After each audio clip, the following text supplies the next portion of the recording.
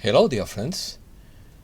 There have been daily wars under our feet, and we have not known it until now. Opinion piece. Trump sets the clock forward, proclaims his presidential run. JFK Jr. to run for vice president. Overly cautious Republican comments. Trump's early announcement moves the clock forward, forces the other team to move differently. Only one former president made it back to the White House. Preparations to revalue gold and cancel the debt. Politicians can't speak as clearly as journalists. GOP wins control of House of Representatives. Let's start. Donald Trump's early announcement moves the clock forward and forces the other team to make moves in different way than they thought they would, writes one Sabin. Trump's big announcement was not a surprise because it was already expected that he would announce his candidacy for the presidency, but he provided no new information, and he chose his words too cautiously, in my view, carefully sidestepping hot-button issues such as the election dispute, which he referred to once the media and the dark side. Instead, Trump focused on the fixing a crippled economy, sealing open borders, stamping out crime, energy independence, and restoring U.S. power on the world stage. I prefer to talk about restoring the power of all humankind in a multipolar world, not just one power, but I'm just a romantic idealist. Trump has convened several meetings in recent months with trusted advisors and military liaisons to discuss what he might achieve if re-elected in 2024. It is a lofty list, replete with ineffable goals that would make Trump a hero to many and an enemy to many more. His unfathomable goals include not only draining the swamp, but also cutting corruption. Politicians cannot speak as plainly as journalists who are not bought, because they risk creating misunderstandings and losing voters. Speech. Donald Trump announced Wednesday that he will run for the Republican Party nomination for the presidential election scheduled for November 5, 2024. Trump made the announcement during a lengthy speech from his Mar-a-Lago residence in Florida, which opened with the phrase, "America's comeback begins now." In quotes again, "Today I announce my candidacy for the President of the U.S., he said in front of dozens of his supporters. This is not a task for one candidate. It is a task for a great movement, he added. He went on to denounce rising inflation and withdrawal from Afghanistan and the increase in undocumented migration at the southern border. One of the highlights of his speech was when he said, in quotes, "We will dismantle the deep state and restore government by the village, by the people, to further drain the swamp. I will push for a constitutional amendment to oppose term limits for members of Congress." If he were to win the presidency, Trump would be 78 years old when he was sworn in, although that is the same age Joe Biden was when he became White House. He would be the second oldest president in U.S. history. Reactions. The announcement is drawing the predictable attacks from Democrats, along with some unexpectedly cautious comments from Republicans. On the Republican side, Trump's announcement elicited a surprisingly restrained response. Senator Lindsey Graham tweeted a cautious assessment that fell short of an endorsement. The Republican Party gains control of the House of Representatives after winning key races in the midterm elections.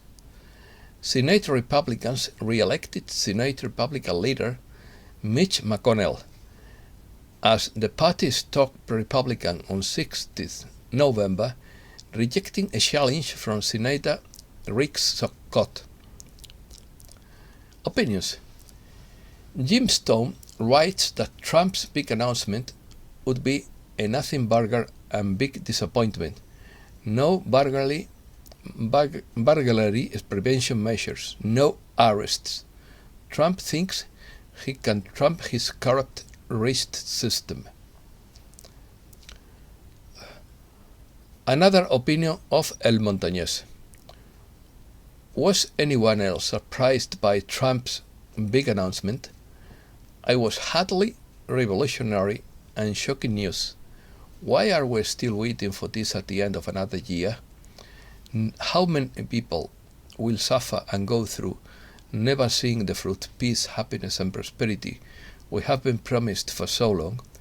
I really hope they prove me wrong. Opinion by Juan Osabin. People are asking, what is the time?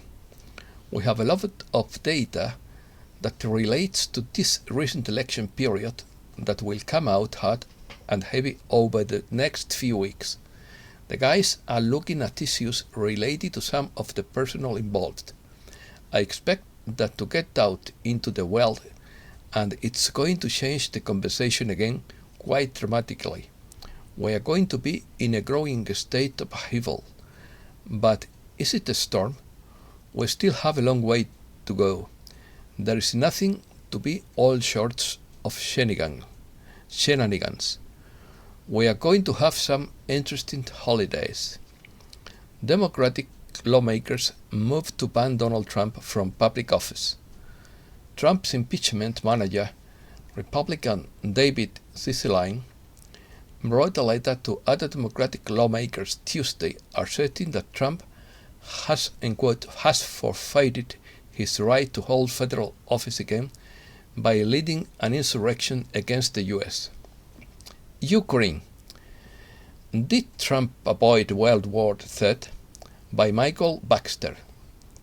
Donald Trump urged the military on Tuesday to change its defense posture to DEFCON 3 roundhouse after hearing that Russian missiles fell in Poland and killed at least 2 people, but rescinded that order after receiving an impassioned phone call from Vladimir Putin and examining photographs of the wreckage. When news of the attack or crash broke, Trump immediately reached out to Marine Corps General David Berger.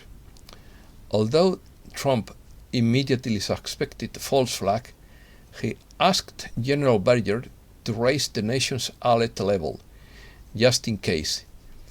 Minutes after speaking with General Berger, Trump received a call from none other than President Putin, who insisted that any artillery that may have hit Poland was not of Russian origin and was not launched from Russian soil.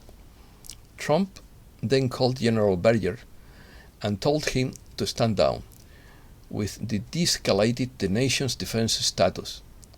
In quotes, the White Hats are working to determine whether this was an accident or an attempt to start a nuclear war, said one source. This really could have gone wrong had cooler heads not prevailed. Missile that hit Poland appears to be from Ukrainian defense system, says NATO. Polish officials and their NATO allies said on Wednesday that a missile that landed in Poland, killing 2 people, appeared to have come from a Ukrainian air defense system fired against a Russian attack. Joe Biden, in quotes, I don't want to say this, but the missile did not hit Poland from Russia. The missile that fell in Poland was fired by the Ukrainian armed forces to shoot down a Russian missile. Russia claims that Zelensky wants to provoke a conflict between Moscow and NATO. Russia's United Nations envoy says Poland and Ukraine tried to trigger a conflict between Russia and NATO over missiles. CIA director welcomed to Ukraine with a massive bombardment of Russian missiles, according to Sojafal. Geopolitics. Biden no-shows at G20 meeting amid reports of health problems. Trump fails to comply with subpoena to testify for January 6 jury. G20 countries stress importance of implementing Food Pact. Major rivers around the world suddenly dried up at the same time.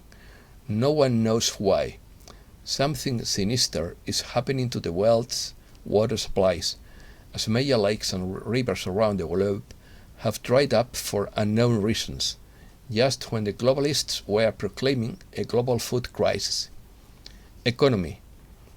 Mark Sira believes that we will see currency revaluation before the end of this year, based on the signs that are appearing, but he cannot guarantee it, and no one really knows.